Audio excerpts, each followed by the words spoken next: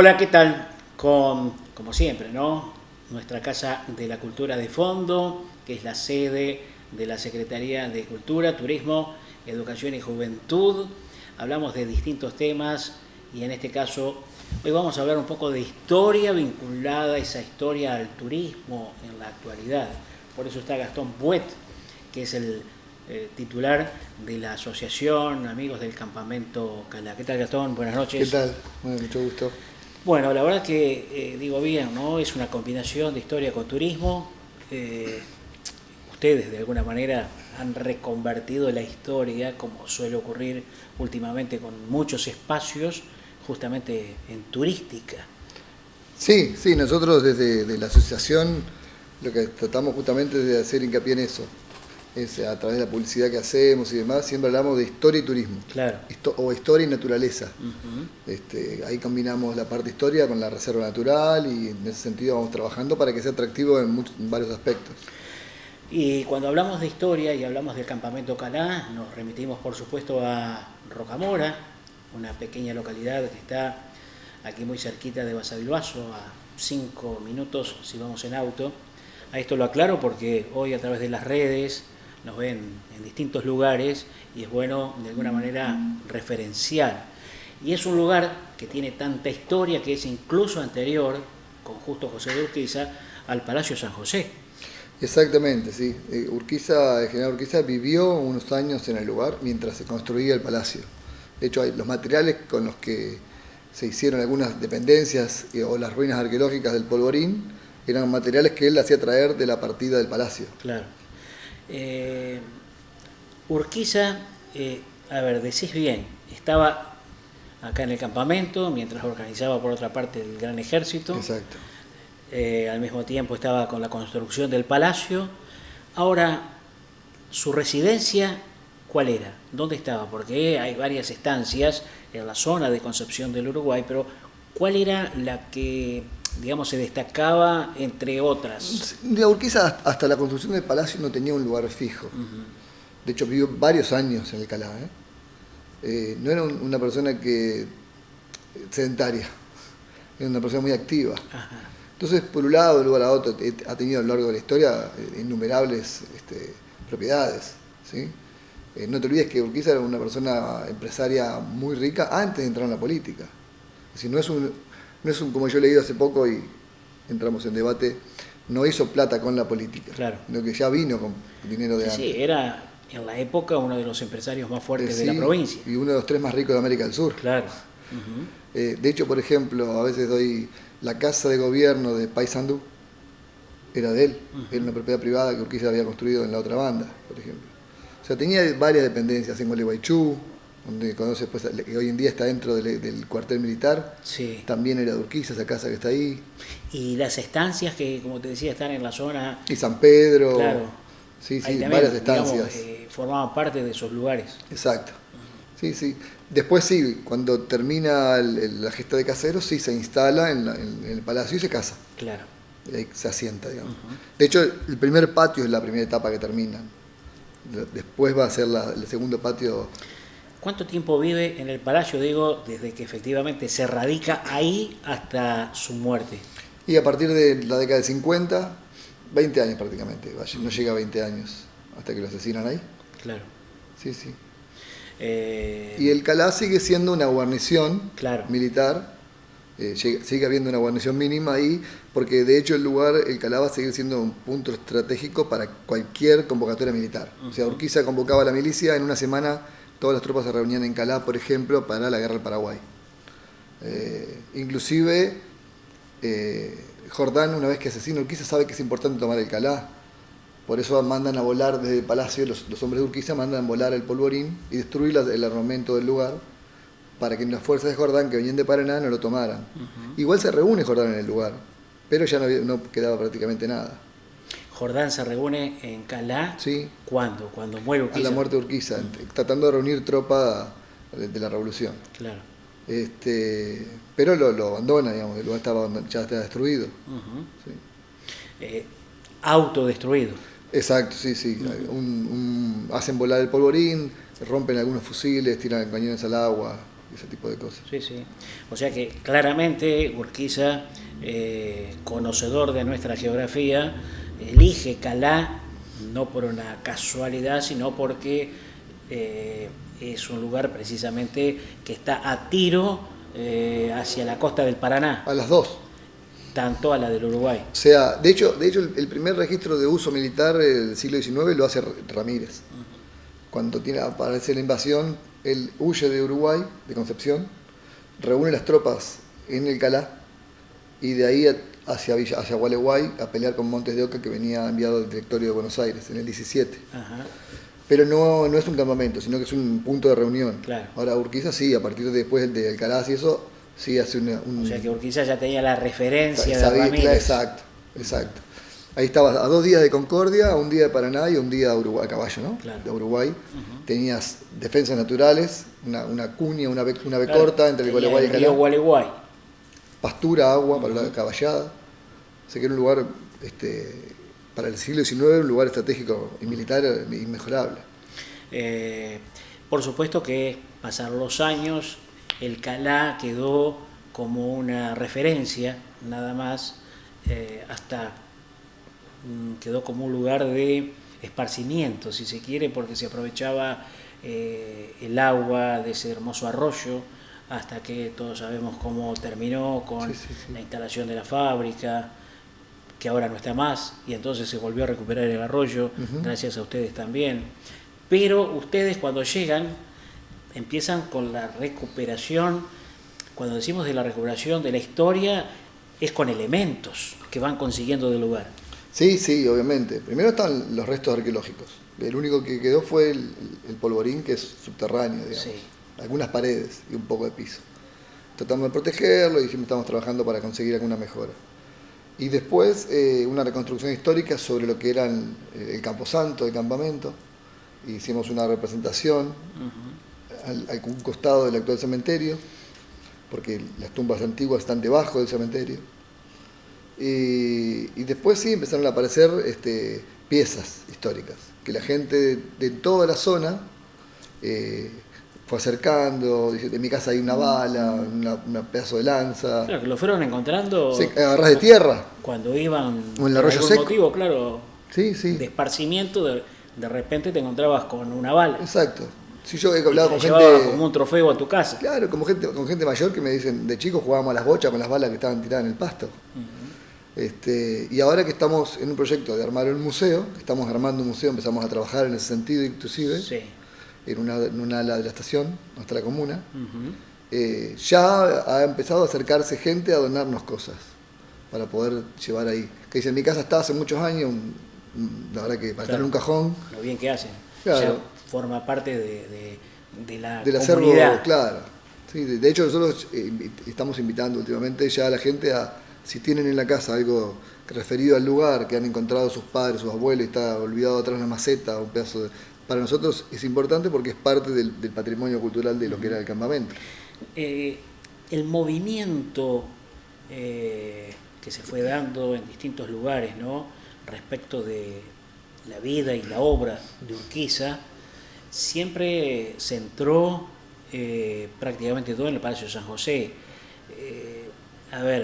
No, quizás estoy equivocado, corregime, no le han dado la importancia histórica a Alcalá, al campamento, como por ejemplo ustedes, a partir de haber recuperado el lugar, empiezan a darle. Lo que pasa es que el palacio tiene una ventaja muy grande, está el palacio. Es decir, el Calá tenía 12 dependencias en ladrillo y teja, que por lo que pudimos socavar información, a principios del siglo una persona vino, desmanteló todos esos edificios y vendió los ladrillos. Claro. Como busca. Sí. Estaba como era tierra de nadie. Abandonado, y de hecho las casas más antiguas de Rocamora dicen que están hechas con esos ladrillos. Entonces, si el visitante va al lugar, más que encontrar un foso y naturaleza, no habla, digamos, la historia hay que contártela. Claro. Entonces, en ese trabajo estamos nosotros. Vale, vos impone el palacio. Que lo disfrutás, lo recorres. Exacto. Acá no, acá hay que reconstruir la historia a partir del diálogo y de la narración. Sí. Nosotros tenemos proyectos de armar siempre esos 6 ranchos, un corral, para mostrar cómo era un camposanto, un campamento militar, Pero bueno, estamos en esa tratativa siempre, ¿viste? ¿Quién visitó el campamento? ¿Alguna figura de relevancia de la época que haya ido a visitar Urquiza? En esa época, bueno, Urquiza recibe el tercer mandato como gobernador, jura ahí, juró en Calá. Hay muchos decretos ley que están firmados en Campamento Calá. La ley de vago famosa que siempre ponen de Urquiza, dice toda la persona que no trabaje tiene que ser remitida al Calá, porque no era un cuartel solamente, era un cuartel escuela. Y era un lugar para los chicos huérfanos o que no tengan trabajo. Era una especie de casa cuartel. Se les enseñaba a leer, escribir, se les enseñaba a nadar. Los sargentos y capitanes tienen la obligación de enseñarle a sus soldados a escribir y nadar. Entonces, por ejemplo, Arado de la Madrid estuvo en Calá. El general La Madrid estuvo en el lugar. Bueno, después todos los generales de Urquiza, ¿no? Ordina Rainz, Agastume, Basavilbaso, Alarza, Jordán mismo. Estado Mayor se manejaba dentro de Calá. De hecho, Diógenes, por ejemplo, de Urquiza, el hijo de él, estuvo 2 años castigado también, instrucción en el campamento para que vean que los demás no había preferitismos. Claro, no se salvaba a nadie. No se salvaba a nadie. Algunos, bueno, dicen, ¿no? Urquiza, a ver, además de cuestionarle su riqueza y además de cuestionarle otras cosas que tienen que ver con su ideología liberal, también no dejan de cuestionarle justamente esa forma de ser, esa actitud frente al otro, ¿no? De hombre recto, no tirano, porque el tirano en esa época justamente era Rosas. Sí, porque Urquiza se acoge a la ley después. Es decir, Urquiza era un paternalista como todos los paternalistas del siglo XIX. Siempre hay que ubicarse en tiempo y espacio, ¿no? Claro. Entendía la visión del mundo de una manera y creyendo que era la mejor manera la ponía en práctica. Pero él, naciendo como un caudillo clásico, cambia y se somete a la ley. Es decir, él después que logra que juren la Constitución, él se somete a la misma ley por la cual había tanto trabajado. O sea, no se queda en el poder perpetuamente.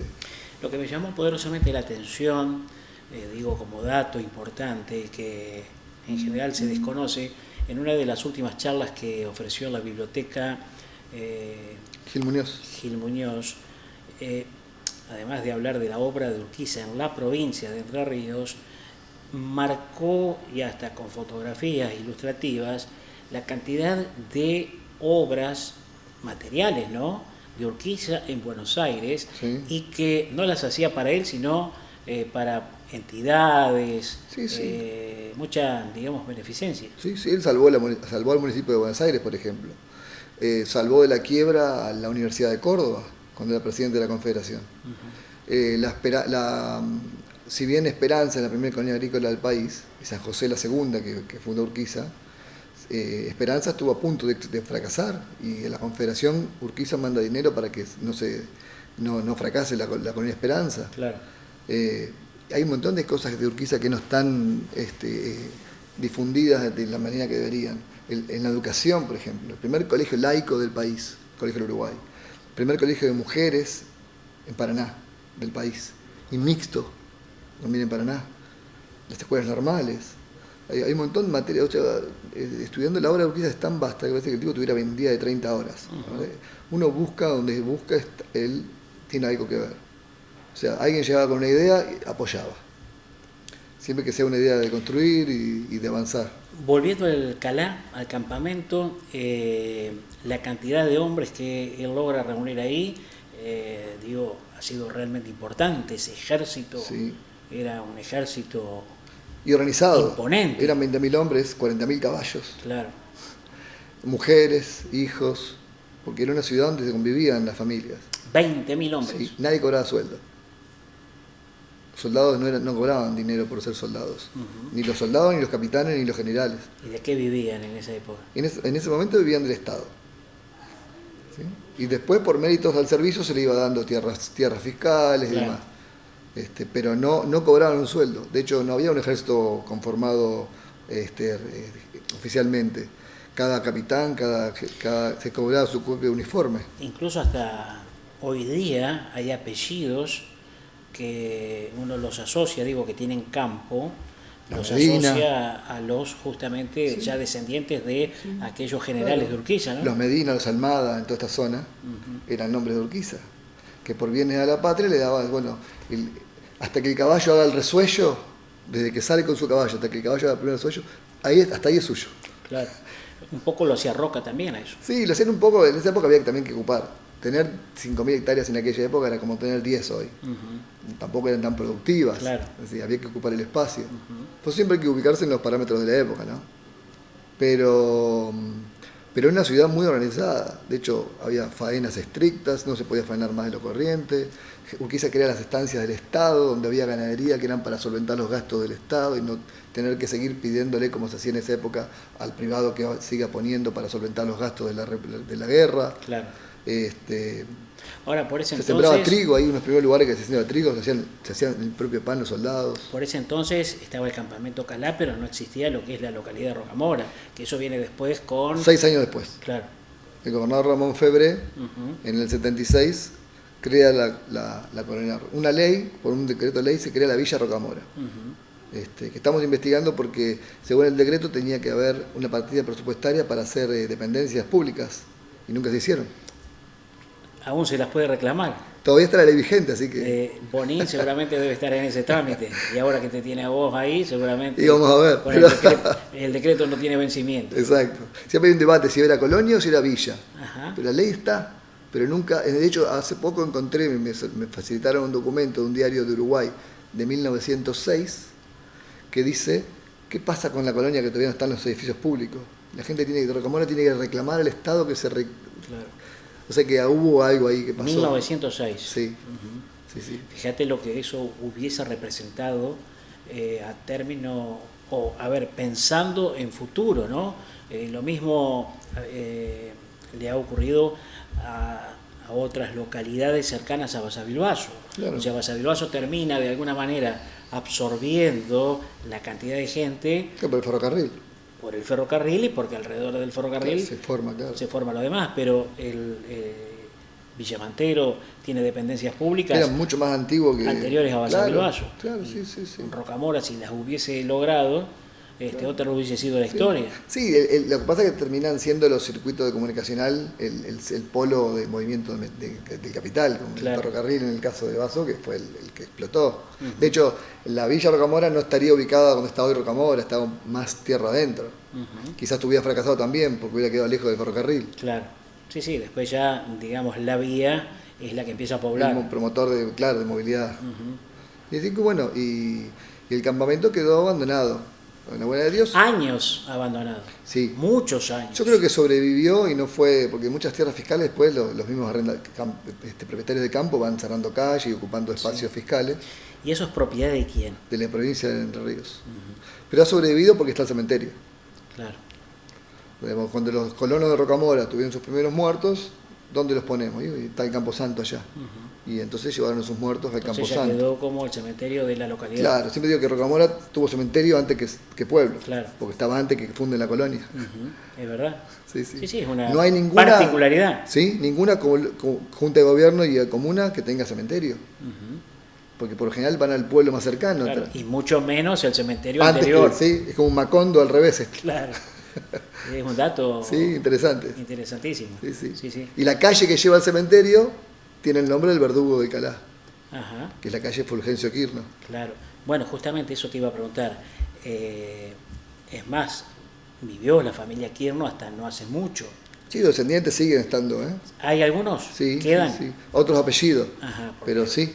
Por ejemplo, de Basavilbaso siempre ir a, no sé, un día de camping, cuando ustedes no estaban, y anterior incluso a Banfico. Sí, se usaba. Había que pedirle permiso a la señora de Quirno. Ah, sí, una playita que tenía ella en su había que pedirle permiso a ella para poder ingresar, te abría la tranquera. Bueno, ahí siguen estando descendientes de esa mujer, de esa ¿Pero con otro apellido? Claro, otros, Suárez, por ejemplo. Ajá. Pero que vienen de esa rama, de los Quirno. Sí. Son tataranietos, un poco más. Eso ya es propiedad de esa de ellos, familia. Claro, sí. Pero el lugar era de picnics, por ejemplo. El diario que Crítica, creo que es de Uruguay, de 1901, cuenta cómo la gente de Basso iba a pasar el día de 1 de mayo o de primavera a Alcalá. Sí, sí. Yo te diría que hasta, no sé, a ver, año 80 y pico, la gente de Basso del Vaso iba. La fábrica empezó en esa década, en la década de 80. Así claro, que, ahí digo, marca el quiebre. Sí. Se ha recuperado mucho. Nosotros, de hecho, el último verano nos hemos metido al agua, porque hicimos estudios del agua y el agua está bien. Pero bueno, no está mala empresa. No, claro. Y la ventaja es que como el arroyo se llena tanto de agua, es un desaguadero tan grande, ha lavado de sucesivas lluvias fuertes. Ha ido lavando. Hoy el que va encuentra aguas, se ve arena, vertientes. Se ve arena. Las vertientes siguen estando. Claro. A partir del Pozo Azul hay vertientes hacia abajo. Bueno, y ustedes aprovechan justamente esa naturaleza que ofrece el lugar para, bueno, ahora no se puede porque estamos en tiempos de pandemia, ¿no? Pero anterior a la misma, siempre promocionaron el hecho de ir, disfrutar, estar, bueno... Se puede con los kayak, claro, andar en kayak con el arroyo, una vueltita, que es una cosa muy distinta a andar en un río más grande. Senderismo, avistaje, las nocturnas. Sí, todo eso estamos preparándonos para cuando podamos volver. La gente nos pregunta, en la página nos preguntan continuamente. Sí. De hecho, lo más gratificante para mí, inclusive más que venga gente de lejos, es que en Basso del Vaso, a pesar de que mucha gente no tiene todavía registro, sí hay muchas familias en Basso que cuando llegaba o visita de otro lado, la vuelta obligada es ir a Alcalá. Claro. Y ya lo he visto varias veces. Entonces que se Además, va conformando eso. Una ventaja, que tienen un buen acceso. O sea, a veces, con lluvia y todo. Claro, por eso, como es ripio, sí, está muy consolidado. Entonces no hay inconveniente. Además, un ripio que está bien. Sí, en ese sentido sí, no hay problemas. Y ahí tenemos luz eléctrica hace unos años también. Claro. Y ahora están con el mangrullo. Ese mangrullo no tiene acceso por cuestiones de seguridad, pero los días que hacemos eventos ponemos una escalera para que puedan subir, mirar, sacar fotos, ese tipo de cosas. Y ahora, si Dios un poco quiere, recrear la época. Claro. Y que aparte de ver el monte de arriba es otra óptica. Sí. Y ahora estamos con el busto de Urquiza, que es una obra de Chabeuf. Sí. Vamos a ver si podemos inaugurar. Sí, estamos trabajando en la pilastra ahora. Si se libera algo para octubre, que es el cumpleaños de Urquiza, la idea es inaugurarlo. Que inclusive vamos a Cultura en Vaso, también queremos involucrarlos porque es la última obra estrenada de Chabeuf. Claro. Va a ser. Sí. Justo ahora nosotros estamos con este tema de la recuperación de la obra, claro. Y bueno, tratando de, va a ser como una inauguración post-mortem del autor más importante que tiene, escultor más plástico que tiene más Vaso. Tal cual. Así que bueno, si no los postergaremos, le queremos hacer que sea algo interesante cuando lo hagamos. Y con el museo están avanzando. Sí, ahí nos ayuda inclusive Mónica Flores, que también es parte de la asociación, Mabel Luc, Victorio, Vitito Rossetti. Están trabajando, están catalogando las piezas, nos han traído, por eso te digo, teníamos cosas y nos han traído... ¿Y va a funcionar en una de las dependencias de la estación? Exacto, por ahora ahí. Bueno, te digo que es un lugar estratégico. Está bárbaro y con accesibilidad. Claro, ahí nomás. Y nos queda cerca de Alcalá también, porque siempre nuestra idea es hacer del día de mañana de ahí a Alcalá con carros que hemos comprado de a poco, ir a hacer paseos en carro hasta allá. Claro. Bueno, y además ya forman parte también del lo que es el circuito que ofrece Basavilbaso Vaso. Sí. Ustedes están incluidos, la misma gente de Rosario del Tala también. También, de hecho la comisión del Calá tiene gente de los tres. Claro. De los tres pueblos. Y con Vaso y con Tala hemos hecho actividades conjuntas, inclusive hemos hecho bicicleteadas desde las termas hasta el Calá. Lástima que, bueno, es cierto, se frenó todo. Esto paró todo, sí. Si no, todo se hubiese acelerado. Ahora, yo creo que este tipo de lugares va a dar, para cuando se reactive el turismo, que primero va a ser el turismo interno, va a ser fuerte. La gente pregunta mucho en las páginas nuestras, cuándo se va a poder ir, si se puede, o sea que la gente está expectante, así que... La gente de Termas, la nueva concesionaria, también, analizando todo lo que es la región, las bondades que ofrece desde el punto de vista turístico, porque la idea no es otra que potenciar la zona de Santa Fe, de donde ellos vienen justamente. Obviamente que el campamento Calá está ahí entre los atractivos en una de las tantas salidas que tendrá la gente. Una salida en la tarde que estás en las termas, vas a salir y recorres el lugar. Porque de repente a una persona que conoce poco de Urquiza, que no le interesa demasiado de la historia, el hecho de ir ya lo atrapa la naturaleza del lugar. No, sí, a la gente de la ciudad uno está acostumbrado. Uno porque se siente, digamos, de alguna manera también atraído por esa historia, claro, ¿no es cierto? Porque uno tiene como sentido de pertenencia. Si bien es Rocamora y acá es Basavilbaso, pero sí, lo mismo, estamos en en historia provincial. lo mismo. Así que uno siempre dice Rocamora es un barrio alejado. Sí, es parte de Baso. Claro. O es parte del mismo circuito. Tal cual. Pero hay mucha gente que se acerca por la parte natural. De hecho, el lugar es como una reserva natural, paisajes protegidos. Y mucha gente va y recorre el sendero que tiene esos bancos para sentarse, tomar mate, llevan el mate. No, es un atractivo lindo. ¿Están los fines de semana ahora trabajando donde, ¿En el museo o en el campamento? Y un poco y un poco. Nos repartimos, algunos quedan en el museo, otros vamos para allá, tratando de mejorar los aspectos. Por ejemplo, la última de nocturna que tuvimos, vimos que la gente se sentó alrededor de la casita que tenemos como Estado Mayor. Entonces ahora hicimos un fogón en el medio para que la próxima tengamos bastante fuego. Antes de la pandemia justamente se logró hacer el acto. Sí, el acto del 3 de febrero. Claro. Y una semana antes, la última guía nocturna. Claro. Que tuvimos 170 personas hubo esa noche. Sí, sí. Nos desbordó. Pasó febrero, vino marzo y ahí se paró todo. Chao. Sí, sí. Así que bueno. Y el mangrullo ya estaba. Y lo inauguramos el 3 de febrero. Claro, sí, sí. Ese 3 de febrero.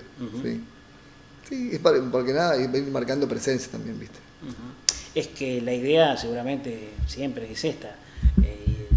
A ver, que cada vez que uno vaya se encuentre con algo nuevo, sí, que llame la atención. Sí, sí, esa es nosotros como somos un grupo de personas que lo hace por voluntad y por vocación. Lógico, y por pasión. Siempre tenemos ganas de hacer cosas, claro, exacto.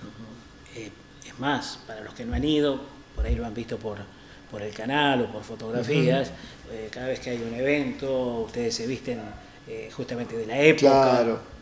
Sí, hacemos un poco teatralizando la época de esplendor del campamento. Claro. Está bueno eso. Y han ido políticos y siempre les gusta el lugar. Siempre digo cuando hacemos actos que es un lugar apartidario, que es un lugar de encuentro de la entrerrenía, porque habla de la gloria del pasado entrerriano. Entonces, siempre los invito a ellos ahí que se junten, charlen. Digo, la última vez les dije, bueno, ahí están todos juntos, pónganse a charlar. ¿Viste? Y me gusta eso, que sea un lugar de confluencia de la política en su totalidad, ¿viste? Y se logra, es interesante. Sí, al menos que un determinado dirigente tenga demasiados prejuicios, digamos, anti-urquicistas, sí, ¿no es cierto? Que directamente no va. No, si va es porque, bueno, si los tiene los disimula, o directamente no los tiene. Pero cada vez tenemos más respuesta. Los intendentes de la zona, por ejemplo, han ido todos. Y para la que viene ahora, ya también he comprometido al de Urdinarray. No sé, mi idea es ir sumando esas personas, digamos, hacerlo como, como decía Irigoyen, circulares. La política de círculos mínimos a máximos, ¿viste? Desde acá ir irradiando y atrayendo. Bueno. Por eso fue presidente 2 veces. Bueno, Urquiza fue 3. Sí. Gobernador. 3 veces gobernador, claro. Y vos sabés que no fue el único 3 veces gobernador. Hay otro más. Hay otro más. No, en este momento no. ¿Quién? Profesor de historia. No. Jorge Busti. 3 veces gobernador. Yo me quedo en el siglo XIX, ¿viste? Claro, no. Busti, claro. Lo que pasa que más de 3 veces no puede ser ahora. Mirá vos. Ya hay un límite fijado por la Constitución. Mirá vos. Y vos, pero fíjate, Urquiza fue presidente una vez. Y ahí hablamos del respeto de la ley después. Fue candidato, perdió y se fue a la casa. Es más, invitó al presidente que ganó para mostrarle que está todo bien, que era Sarmiento. Claro. Y ahí un poco es donde se desencadena, digamos, el final trágico. Sí, de alguna forma, sí, o la excusa que estaban buscando.